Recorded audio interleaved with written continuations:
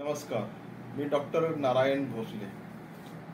आज आपणाला भटक्या मुक्तातले जे वेगवेगळे महानायक होऊन गेले त्या नायकांची ना कोणी कथा सांगितली, ना गोष्ट सांगितली, ना त्याच्याविषयी पुस्तक लिहिलं, ना त्याच्याविषयी कोणी गाणं लिहिलं, ना कोणी पोवाडा लिहिला। तर अशापैकी अनेक जे महान अशी व्यक्तिमत्व भटक्या मुक्तांमध्ये होऊन गेले, ज्यांनी ब्रिटिश सत्तेच्या विरुद्ध प्रचंड मोठा एल्गार पुकारला होता, ब्रिटिश सत्तेला सळकीपळ करून सोडलं होतं। त्या ब्रिटिश सत्तेतल्या अनेक नायकांचा इतिहास भारतीय इतिहासकारांनी लिहिला नाही, जपून ठेवला नाही, त्यांच्याविषयीचं डॉक्युमेंटेशन केलं नाही।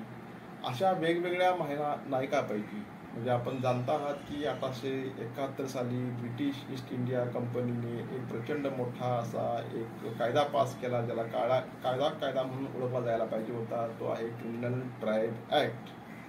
अशा क्रिमिनल ट्राईब ऍक्टच्या नुसार भारतातले जवळजवळ 196 पेक्षा जास्त भटक्या जाती जमातींना त्यांनी गुन्हेगार म्हणून डिक्लेअर केलेलं होतं। आणि त्याच गुन्हेगार म्हणून डिक्लेअर केलेल्या जातीमध्ये जन्म घेतलेले मारुतराव जाधव बारामतीचे, त्यांचा थोडक्यामध्ये इतिहास आणि त्यांच्या कार्याची आपण एक सटीक अशी ओळख करून घेता येते का ते पाहूया।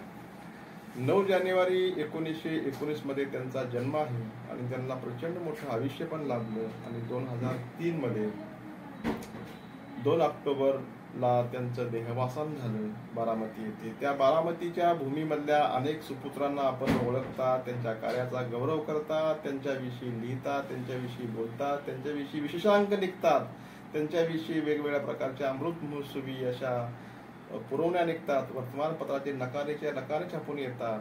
अशांमध्ये या मारुतराव जाधवांचं नाव क्वचित कुणी घेतलं असेल, कारण ते भटक्या विमुक्त जमातीतील टकारी या जातीचे जमातीचे होते। ते बारामतीचे सेटलमेंट ज्याला म्हणतो आपण की ब्रिटिशांनी 1911च्या कायद्याने भारतामध्ये स्थापन केलेले जे गुन्हेगार जमाती होते त्या जमातीसाठी वेगवेगळ्या सेटलमेंट केल्या होत्या। त्यातल्या 52 सेटलमेंट महाराष्ट्रामध्ये होत्या। त्या 52 सेटलमेंट पैकी बारामतीचे एक सेटलमेंट, तिचं मारुतराव जाधव यांचा जन्म झाला। त्यांनी त्या सेटलमेंटमध्ये शिक्षण घेतलं, देशाला पुढे स्वातंत्र्य मिळालं आणि स्वातंत्र्य मिळाल्यानंतर मारुतराव जाधवांनी स्वातंत्र्याच्या काळामध्ये सुद्धा स्वातंत्र्य म्हणून प्रचंड मोठं काम केलेलं होतं। पुढेही त्यांनी या भटक्या जमातीच्या उन्नयनाचं महत्तम असं काम केलेलं आहे। जवळजवळ या माणसांनी शिक्षण घेतल्यानंतर नोकरी न करता अनेक गृहनिर्माण सोसायटी उभारल्या की जे भटके बेघर आहेत, त्यामध्ये कैकाड्यासाठी गृहनिर्माण सोसायटी, वडारेसाठी गृहनिर्माण सोसायटी, त्याचसोबत अनेक प्रकारचे जे वाल्मिकी समुदाय आहेत त्याच्यासाठी सोसायट्या, अशा अनेक सोसायट्या यांनी उभारलेल्या होत्या। त्याच्यामध्ये त्यांनी एक प्रचंड मोठा बारामतीमध्ये 110 एकरावर भारतातला कदाचित पहिला असलेला सामुदायिक शेतीच्या विषयीचा एक प्रकल्प उभा केलेला आहे। त्या प्रकल्पामध्ये देश विदेशातले लोक हा प्रकल्प पाहण्यासाठी येत होते की कशा प्रकारचा सामुदायिक शेतीचा हा प्रयोग आहे।